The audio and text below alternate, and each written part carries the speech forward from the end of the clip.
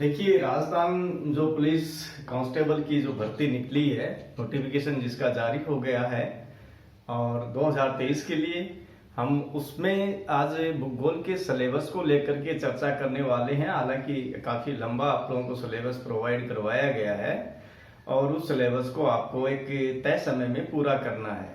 अब इस तय समय में पूरा करने के लिए आप लोगों को चाहिए एक समय के साथ में आप एक मैनेजमेंट की आवश्यकता पड़ेगी, क्योंकि आपको शारीरिक दक्षता, क्षमता और साथ में लिखित परीक्षा की भी तैयारी करनी होगी। इससे पहले आप लोगों को ये भी पता है कि सीईटी मापदंड रखा गया है कि सीईटी में अगर आपके जो परसेंटेज रखे गए हैं 40% और 36% का जो दायरा रखा गया है वो है, तो आप इसमें ये फॉर्म अप्लाई कर सकते हैं। इससे पहले वीडियो में हमने बता दिया था कि आपको कितनी तारीख से इसके फॉर्म अप्लाई होने वाले हैं और उसको आप किस प्रकार से अप्लाई करेंगे। अप्लाई करते समय आप लोगों को कुछ एक बातों को ध्यान में रखना, ये भी आपको बताया गया था। और प्रत्येक आप जो फॉर्म भरेंगे, प्रत्येक स्टेप को आप खुद बैठ करके, जो कैंडिडेट है वो खुद बैठ करके उसको क्लियर करके, उसकी पूरी जांच करके अपने फॉर्म को भरें। कहीं ये नहीं हो कि आपको लास्ट टाइम पे ये पता चले कि मेरा फॉर्म तो रिजेक्ट हो गया है। तो इस चीज से आपको बचना होगा, क्योंकि समय बहुत कीमती है। पैसा आ सकता है, समय नहीं मिलेगा आप लोगों को, समय वापस नहीं लाया जा सकता। इस बात को सभी स्टूडेंट समझें, क्योंकि ये बहुत जरूरी है। इस बात को समझने में काफी समय लगा दिया जाता है और ये बहुत गलत है। ठीक है, तो गलत दिशा में आपका जीवन जा सकता है, समय नहीं आएगा वापिस। तो मैं ये कह रहा हूँ, आपको जो तैयारी करनी है बिल्कुल आपको अपने तरीके से और बहुत ही सजग रह करके हर काम को करना है। यहाँ जो कुछ एक बातें हैं कि आपके पर्सन कितने होंगे, 150 पर्सन होंगे। इसमें नेगेटिव मार्किंग भी होगी और इसमें लिखित परीक्षा है 150 जो अंक की होनी है। पर्सन भी आपको 150 आने हैं और ओबीसी जनरल के लिए क्वालिफाई के लिए 40% और एसटी एससी के लिए 36% अंक लाना जरूरी होगा। तो ये तो एक इसमें रिटर्न पे जब काम करोगे वो मार्कशीट मिलेगी, उसमें आप अपने जो ऑब्जेक्टिव टाइप है उन पे आप जवाब दोगे। लेकिन ये सब काम करने के लिए आपको एक अच्छे से तैयारी करने की जरूरत होगी। देखिए, आप कहीं भी पढ़ रहे हैं, कैसे भी पढ़ रहे हैं, लेकिन आप पढ़ते समय उतना ही समय खर्च करते हैं। तो जब उतना ही समय खर्च करते हैं तो जो तथ्य होते हैं उनको, पूरे मैटर को आपको सावधानी से समझना और पढ़ना चाहिए। ये बहुत जरूरी है, क्योंकि हम देखते हैं कि एकदम सीधा आप रट्टा लगाओगे, रट्टा से पार नहीं पड़ेगी। सारा परिवर्तन हो रहा है तो आप रट्टे वाली जो स्थिति है उसको क्यों बनाए रखे हैं, ये आपको सोचने की जरूरत है। जो कह रहा हूं बिल्कुल सोचने की जरूरत है। यहाँ पे मार्केटिंग नहीं कर रहा हूं, मैं आप लोगों के लिए एक चीज बता रहा हूं, क्योंकि बहुत बच्चों से सुना है, देखा है, बात करते हैं तो पता चलता है। आप रट्टा कितना लगाओगे, आप रट्टे से नहीं, आपको सारी चीजें समझ करके तथ्यात्मक रूप से उनको ध्यान में रखना है। आप पढ़िए, बस आपका काम है पढ़ना। जैसे जैसे आप पढ़ते जाओगे वैसे वैसे आपके सारी चीजें याद रहती चली जाएंगी। अगर ऐसा नहीं करोगे, आप सीधा ऑब्जेक्टिव टाइप को रटोगे। ऑब्जेक्टिव टाइप कितना रटोगे, कितने रट करके आप कितने 150% रट लोगे और आपको पता है क्या कौन कौन से पर्सन आएंगे, ये गलत बातें हैं। आपको जो सिलेबस के अकॉर्डिंग, ये ध्यान रखिएगा। जब मैंने लेबर असिस्टेंट का कराया था तो उसमें भी मेरे पास में कमेंट आया था कि सर कोई कोचिंग में पढ़ता होगा बच्चा, बड़ी कोचिंग में पढ़ता होगा, कोई दिक्कत नहीं है, पढ़िए, कहीं भी पढ़ना है पढ़िए, हम उसके लिए नहीं। उसने कहा कि सर बहुत ही सरल है, बहुत सरल पढ़ा रहे हो सर आप तो। लेकिन जब मैंने उस बच्चे को एक चीज कही थी कि सरल और कठिन तो मैं जानता नहीं हूं, मैं इतना जानता हूं कि जो सिलेबस आप लोगों को दिया गया है मैं उस सिलेबस को पढ़ा रहा हूं और इस सिलेबस में 101% पर्सन आएंगे। और बिल्कुल ऐसा ही हुआ। देखिए, यहाँ हवा बनाना ये जरूरी नहीं है, ये क्योंकि ये चलता है बच्चे समझ नहीं पाते हैं। हवा बनाना जरूरी नहीं है, आपको अध्ययन करना जरूरी है। आप इधर उधर भटकने की बजाय अपना जो सिलेबस है, सबसे पहले काम होता है जब भी कोई भी स्टूडेंट अपने कंपटीशन की तैयारी कर रहा होता है तो उसके सामने उसका सिलेबस हरदम उसके पास में होना जरूरी है। किस टॉपिक को पढ़ना है, कितना टॉपिक बचा हुआ है, कब हमें पूरा करना है, चीजों पे खुद को डिस्कस करना होगा, खुद को बातें करनी होगी, खुद से बातें करनी होंगी, किताबों से बातें करनी होंगी, किताबों में टॉपिक से बातें करनी होंगी। ये बहुत जरूरी है, इसको समझना बहुत जरूरी है, क्योंकि ये बातें आपको बड़े बड़े जो हब है बिल्कुल नहीं समझाएंगे, बिल्कुल नहीं समझाएंगे। क्योंकि देखिए अलग चीजें मैं नहीं कहना चाहता, लेकिन ये एक स्टूडेंट की हित में नहीं है। स्टूडेंट का है कि आप जिसकी तैयारी कर रहे हैं उसका सिलेबस और उसका मैटर आपके पास में होना जरूरी है। आप भले ही चाहे से किसी YouTube चैनल पे पढ़ते हैं कि या ऑनलाइन किसी भी रूप में पढ़ते हैं या आप कोचिंग में पढ़ते हैं, पढ़िए, कोई दिक्कत नहीं है, पढ़ने में कोई दिक्कत नहीं है। लेकिन आपके पास में उससे संबंधित जिसकी आप तैयारी कर रहे हो उसका सिलेबस होना बहुत जरूरी है, आपको ध्यान रखना है। क्योंकि हम जो हमारा ज्यादा करके जो ध्यान रहता है, क्योंकि ज्योग्राफी को मैं पढ़ाता हूं, तो मैं यहाँ आपके सामने आज कांस्टेबल भर्ती हेतु जो पाठ्यक्रम दिया गया है, मैं उसमें सिर्फ भूगोल को लेकर के, सिलेबस को लेकर के, भूगोल के सिलेबस को लेकर के बात करूंगा।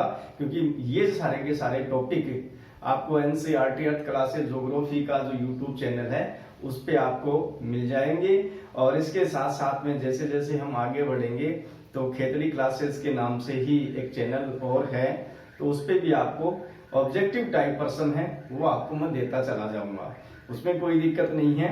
और हाँ, मेरे पास में जो सिस्टम रहेगा वो एक ही रहेगा, आपका सिलेबस हाथ में होगा, सिलेबस के अकॉर्डिंग आपके टॉपिक चूज होंगे और उस टॉपिक के अनुसार ही हम अध्ययन करेंगे, इससे बाहर नहीं जाएंगे। ये भटकाव पैदा नहीं करेंगे, क्या पता क्या आएगा, अरे कुछ नहीं आएगा, आपके सिलेबस में वही आएगा। आपका केंद्र बिंदु सिलेबस पे होना चाहिए और कहीं नहीं होना चाहिए। जो सिलेबस में पॉइंट दे रखे हैं आप उनको पढ़िए, उनको कवर कीजिए और कुछ करने की आपको जरूरत नहीं है। 101% आप क्लियर हो जाओगे, पास हो जाओगे, ये मेरी गारंटी है। लेकिन आपको पढ़ना पड़ेगा सिलेबस का कोई छोटा रास्ता तो होता नहीं है, आपको समय दे करके पढ़ना ही पड़ेगा। चाहे कोई कहते ऐसे हो जाएगा वैसे हो जाएगा, ऐसा कुछ नहीं है, आपको मेहनत करनी ही पड़ेगी।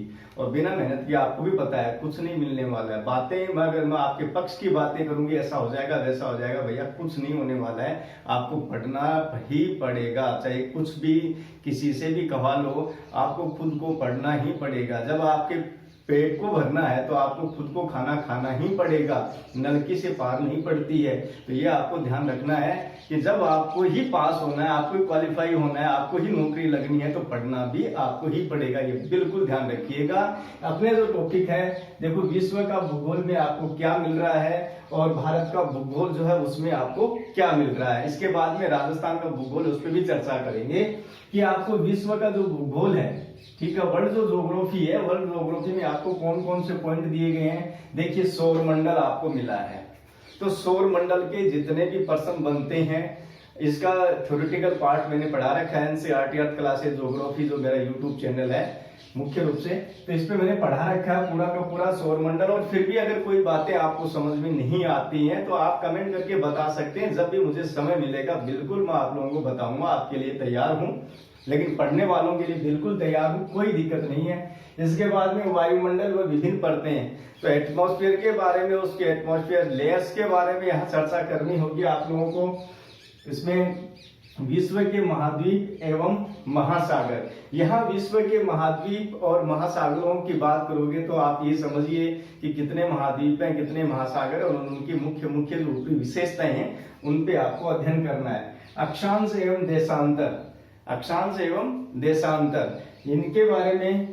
फिर नदियों के किनारे बसे विश्व के प्रमुख शहर कौन कौन से हैं, यानी नदियों के किनारे बसे हुए विश्व के, यानी कि आपको विश्व में जितनी भी नदियां हैं उन नदियों के सहारे जो शहर बसे हुए हैं उन पे आपको चर्चा करनी है। उनके बारे में आपको जानना है कि विश्व के ऐसे कौन कौन से शहर हैं जो नदियों के किनारे बसे हुए हैं, तो उनकी एक आपको लिस्ट बना करके तैयार करनी है, ताकि आपको पता रहे कि कौन सी नदी के किनारे कौन सा शहर बसा हुआ है, किस देश का है, ये भी आपको ध्यान रखना है।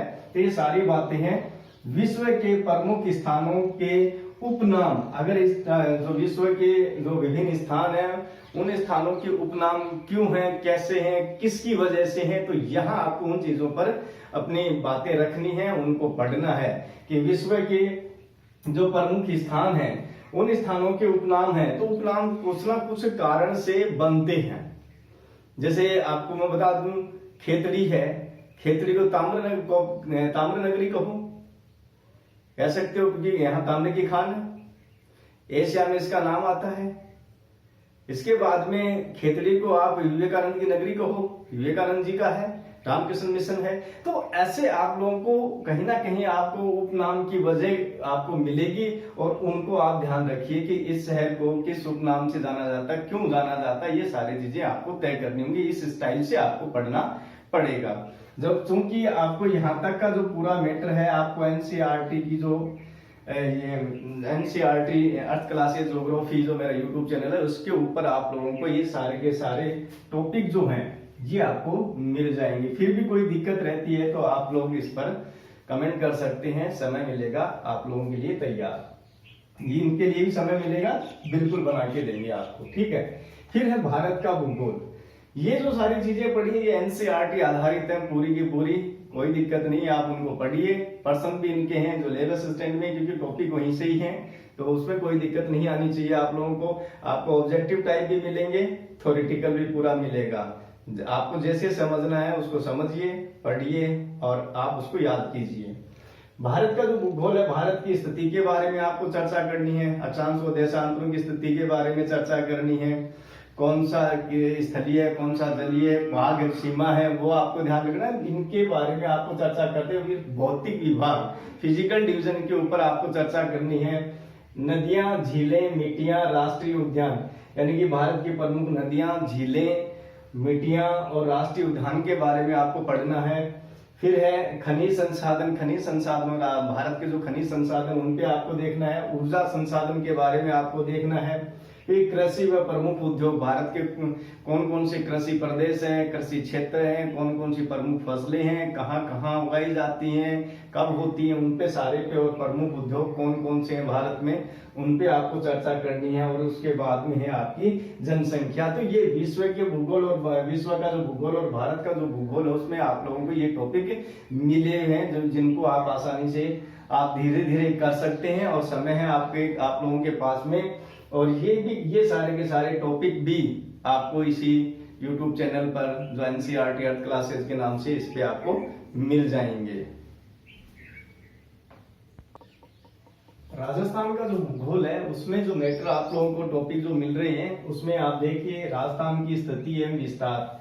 ठीक है, राजस्थान को लेकर के वर्तमान में काफी असमंजस है कि क्या आएगा, कैसे आएगा, किस प्रकार होगा, क्योंकि जिले बांट दिए, संभाग बना दिए, 10 संभाग बना दिए, तो ये नए संभाग भी बने, नए जिले भी बने हैं, तो कौन सी तहसील किस में, कौन सा उपखंड किस में चला गया, ये काफी स्थितियां हैं। लेकिन अगर 2023 में अगर एग्जाम होता है और प्राइस बुक अगर आपके सामने नहीं आती है तो पुराने वाला जो मैटर है उसी के आधार पे सारी प्रोसेस है वो होनी है।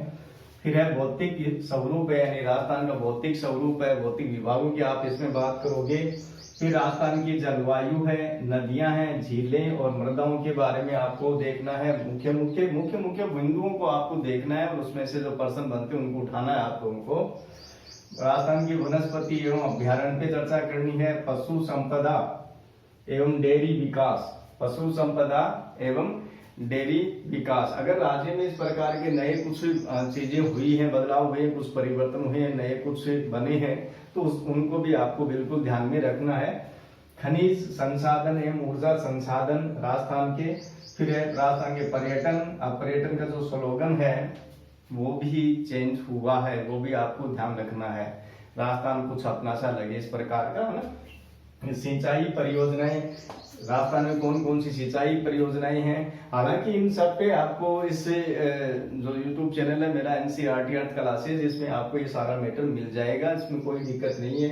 उद्योग हैं, इन पे भी 2011 की जनगणना आंकड़े, यानी कि 2011 की जो जनगणना आंकड़े हैं उसी के आधार पे आपसे प्रश्न पूछे जाएंगे। फिर है राजस्थान में परिवहन। फिर है कृषि एवं प्रमुख फसलें, राजस्थान की कौन कौन सी कृषि है और कृषि के अंदर कौन कौन सी प्रमुख फसलें हैं, उन पे आपको चर्चा करनी है। एक है राज्य स्तरीय समसामयिक घटनाएं, राज्य स्तरीय समसामयिक घटनाएं, इनको लेकर के आपको अवेयर रहना है। तो ये जो बिंदु बनते हैं, इन बिंदुओं के आधार पर आपको एक भूगोल की स्टडी करनी है। और इसमें हालांकि कोई ये लगता है कि काफी बड़ा मैटर है, लेकिन आप जब इसको देखोगे, पढ़ोगे तो इतना बड़ा मैटर लगेगा नहीं। आपको जितना समय मिल रहा है आप तो अभी से लग जाइए। आपको ये नहीं देखना है कब फॉर्म भर रहे हैं, आप फॉर्म भरते ही अपना काम है वो स्टार्ट कर दीजिए। आप किसी प्रकार का वेट नहीं करें। नोटिफिकेशन जारी हुआ है तो ठीक है, एग्जाम तो होंगी, आज नहीं तो कल जरूर होंगी, लेकिन आपको बस ये विचार करना है कि अपने को तो इसकी तैयारी करनी है। अपने टारगेट को निश्चित करके रखिए। अपने टारगेट को निश्चित करके रखोगे तो आप बिल्कुल सफल होंगे, इसमें कोई दो राय नहीं है। चलिए आज के लिए बस इतना ही। और एक ही आपको इस ज्योग्राफी से संबंधित बता रहा हूँ, उसमें आपको सीक्रेट क्लासेस ऐप है हमारा, सीक्रेट क्लासेस के नाम से, उसको आप डाउनलोड कर लें। तो उसमें टेस्ट सीरीज है वो आपको मिलेंगी, पीडीएफ है वो भी आपको मिलेंगी, टेस्ट सीरीज भी फ्री मिलने वाली है अभी तो। और जो उसका चल रहा है मैटर वो काफी शानदार है, तो आप उस पर एक बार जरूर ट्राई करें, उसको डाउनलोड कर लें और उसको परचेज करें। अगस्त में शायद उसका हम थोड़ा जो रेट है वो डाउन भी करेंगे, तो एक ऑफर आएगा, ऑफर के तहत ही होगा, उसके बाद में तो वापस अपनी जगह वो चला जाएगा। ठीक है, तो ये क्या स्टूडेंटों के लिए है जो ज्यादा से ज्यादा उसका फायदा उठा सकें। और एक जो खेतड़ी क्लासेस के नाम से यूट्यूब चैनल है, तो आप उसको भी आपका वो जो है मिलना चाहिए, सपोर्ट मिलना चाहिए, इसी आशा के साथ में नमस्कार, धन्यवाद।